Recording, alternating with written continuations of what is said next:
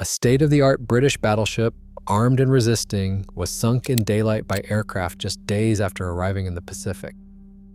Her wreck, upside down off Malaya, still challenges the official story of Force Z's final stand. They said armor and firepower made her invincible, yet when Japanese torpedoes struck, minutes decided everything. The evidence on the seabed preserves clues to cascading failures and a turning point in naval warfare. What chain of events transformed a flagship into a doomed relic, and what can the wreck still prove about how fast the end truly came? Construction began on HMS Prince of Wales at Camel Laird Shipyard in Birkenhead on January 1, 1937. The hull took shape as war clouds gathered over Europe, and the ship slid down the ways on May 3, 1939. She was commissioned into the Royal Navy on January 19, 1941, entering service in the middle of a rapidly escalating global conflict. Construction and timing would matter in the months to come. Prince of Wales belonged to the King George V class, built under treaty limits that constrained displacement and main gun caliber. Her armament included 10 14-inch main guns, mounted in 3 turrets, 2 quadruple turrets forward and 1 twin turret aft. That turret layout is a distinctive fingerprint used in wartime photographs and in wreck surveys on the seabed. Her secondary battery included 16 5.25-inch dual-purpose guns for both surface and aerial threats, plus a suite of lighter anti-aircraft weapons that would prove vital in the Pacific. The ship was a floating city in crew and complexity, with a complement numbered roughly 1,612 officers and men, and a chain of command and routines that shaped how damage control could be organized. At full load, Prince of Wales displaced around 42,000 tons, driven by 4 Parsons-geared turbines and 8 Admiralty 3-drum boilers, delivering a top speed close to 28 knots. Her armored belt and deck were engineered for surface gunnery duels. An internal subdivision was intended to limit flooding from underwater hits. Power generation and redundancy would be critical to her survivability. Every feature, from the distinctive superstructure to the layout of shafts and machinery, reflected both design ambition and the urgent demands of wartime. Some visuals may be representative if original footage is limited. These technical details shaped not only her fighting ability, but also the way she failed when attacked, and they remain central to the forensic record left on the seabed. On 8 December 1941, as Japanese troops stormed ashore in northern Malaya and Thailand, the Royal Navy's Eastern Fleet at Singapore received its orders. Force Z, centered on HMS Prince of Wales and HMS Repulse with 4 accompanying destroyers, would sortie to intercept invasion convoys threatening British territory. The mission carried a clear risk. No aircraft carrier sailed with the group. HMS Indomitable, intended for the role, remained in dock after running aground. Instead, Admiral Sir Tom Phillips relied on the hope of surprise and the promise of on-call fighter support from land-based RAF squadrons. Those fighters, however, could not guarantee protection over the vast sea lanes north of Singapore. Force Z's composition reflected both ambition and vulnerability. Prince of Wales, the newest battleship, carried the flag. Repulse, a battlecruiser with a storied past, added speed but less armor. The destroyers, Electra, Express, Tenedos, and HMAS Vampire, offered little defense against air attack. Their orders were to seek out Japanese transports near Singora and Kota Baru, disrupt landings, and, if possible, turn back the invasion by force of naval gunfire. As the ships moved north along the Malayan coast, Japanese reconnaissance units began to close the net. On 9 December 1941, the submarine I-65 sighted the British group and shadowed them for hours, relaying course and speed to command in Indochina.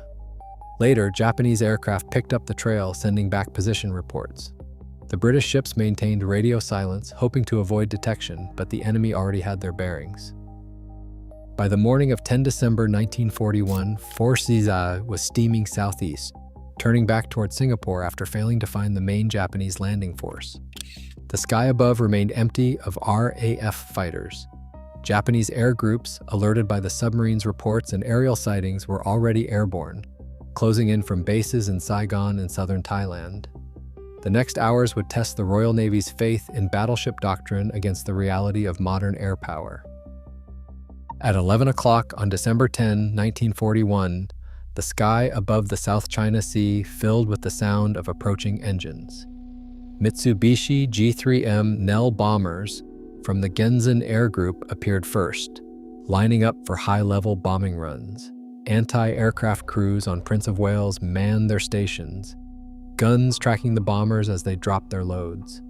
Splashes erupted close aboard, but the ship pressed on, maneuvering at speed. Then came the torpedo bombers. 9 Nells peeled off, racing low toward Prince of Wales. At 11:44, a torpedo struck the port side near the stern, right at the outer shaft. The blast tore open the hull and sent a shudder through the entire ship. In the engine rooms, crew felt the deck heave. Water poured into the shaft tunnel, flooding machinery spaces. The port outer shaft, now bent and thrashing, ripped open bulkheads as it spun out of alignment. Flooding spread quickly, and the ship began to list. Power flickered and died in sections aft. Electric pumps, steering motors, and gun controls failed in rapid succession. Men in the lower compartments worked by torchlight, trying to shore up bulkheads as water rose around their boots. As the list increased, the next wave arrived. 26 Mitsubishi G-4M Betty bombers from the Kanoya Air Group launched torpedoes from both flanks. 3 more struck the starboard side, 1 at the bow, 1 abreast B turret, and 1 abaft Y turret. The aft starboard hit deformed the starboard shaft, compounding the mechanical chaos. The ship's speed dropped sharply. With steering unreliable and power lost to many of the 5.25-inch guns, Prince of Wales became an easier target. Then a bomb, dropped from high altitude, punched through the upper deck and exploded in the cinema flat, where wounded men had been gathered. The blast killed dozens instantly and started fires below. Above decks, officers and ratings struggled to coordinate damage control as communications failed. The list grew worse. Water overwhelmed the pumps. Lighting failed in compartment after compartment. The order to abandon ship was not far off. By the end of the attack, Prince of Wales was mortally wounded. Of her crew, 327 would not survive. The loss of power, flooding, and the human toll all unfolded in less than an hour. If you value documentaries that test history against physical evidence, subscribing is the simplest way to help keep these investigations going. Inverted on the seabed at a depth of around 68 meters, the wreck of HMS Prince of Wales now offers a silent record of her final hour. Modern photogrammetry and diver surveys have mapped the hull orientation and the most telling scars.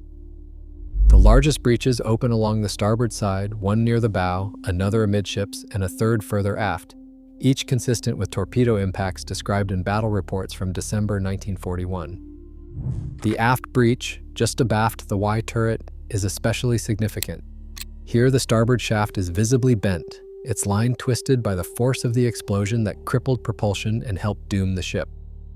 These features match survivor testimony about the moment the ship lost speed and control as water surged through broken machinery spaces and the list became impossible to correct.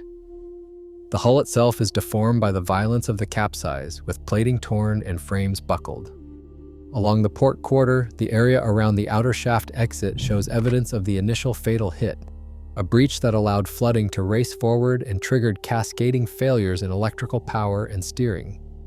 Divers have observed how these openings expose the internal compartments, a reminder of the progressive flooding that overwhelmed damage control efforts. Not all damage, however, is a legacy of battle.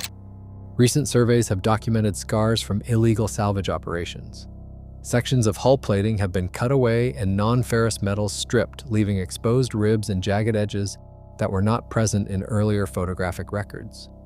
The starboard side in particular bears marks of heavy industrial equipment, straight-edge removals, and disturbed sediment fields around the site. These modern wounds threaten to erase the forensic evidence that links the steel wreck to the written record of her sinking. Despite these losses, the wreck's major features remain unmistakable. The pattern of torpedo breaches, the bent shaft, and the inverted hull all corroborate the sequence of events reported by survivors and naval investigators. Each scar on the wreck is a physical answer to the questions that have haunted Force Z's last stand, even as ongoing salvage threatens to blur the line between history and loss. Today, the wreck lies violated by illegal salvage and threatened by memory's erosion. As war graves vanish and maritime boundaries shift, the lesson holds. Sea power means nothing if the skies are lost. The fate of Prince of Wales warns every navy. AIR superiority decides who survives. Thanks for watching.